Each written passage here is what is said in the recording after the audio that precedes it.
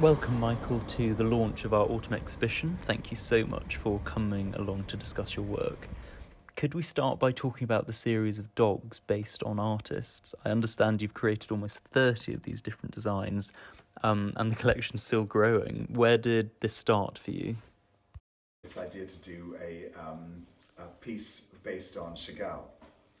And so I did, and I just, for whatever random reason, I just wondered about what kind of an animal he would have, what kind of pet. And so I did this piece called Chagall's Dog in Love.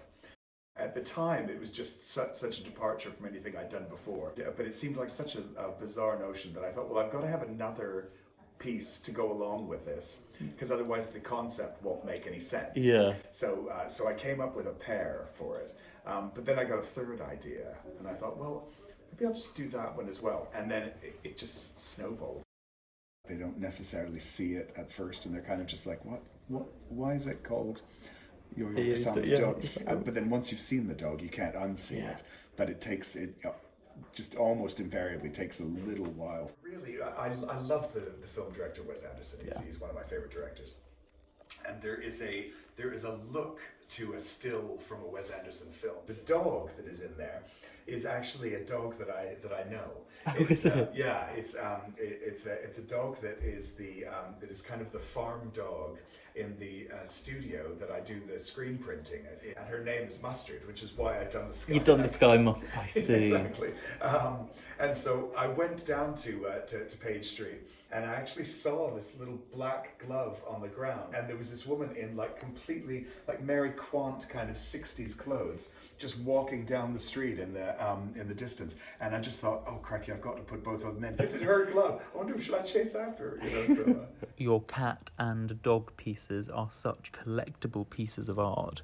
I would now love to hear about your map series and other works which you do. This is a map of Oxford, and I've tried.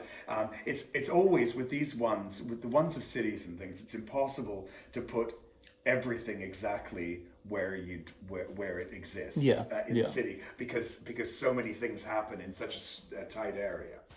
This piece is certainly filled with all sorts of fun and quirky references. For instance, the maudlin deer here being depicted as vegetables because they were recategorized as vegetables during the war to stop them being slaughtered for meat.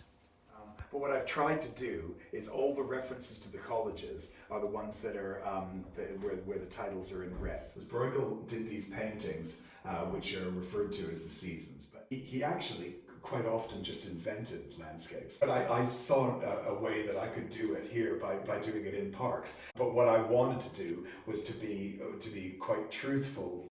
This one was the easiest and the most logical one. It was always going to be a winter one because it was just, it suited it so well. And I've also referenced in that Fenton. That's Fenton in the middle chasing, so starting the stampede of the deers in Richmond Park. And so then I just worked through the other seasons, and I actually worked through them in the order that you've got here, where I did autumn next. And the autumn one is based on the return of the herd, but obviously there's no way that I can incorporate cows into a London landscape. So I turned them into cyclists. This one is the nearest one to my home. This one's at Primrose Hill, and this is actually my family. And then the final one is Greenwich Park, which is just one of the best vistas you'll ever see. I think. Yeah. And I thought, God, it'd be really nice to do a London map of days where they were all positive things. So then I started doing this one, and it is unbelievably personal. One of the references that I really love in this, there's a man who lives quite nearby me who paints on chewing gum, who literally goes out and finds that people, chewing gum that people have discarded and it's been stomped on. He heats up the gum with a torch and then paints into it like a fresco. All of these little round references are all his gum references. And then this piece behind you, Tree of Life 2, and we've got Tree of Life 1 in the window. These were two paintings which you did during lockdown. Yeah. Is it more personal rather than reference-based?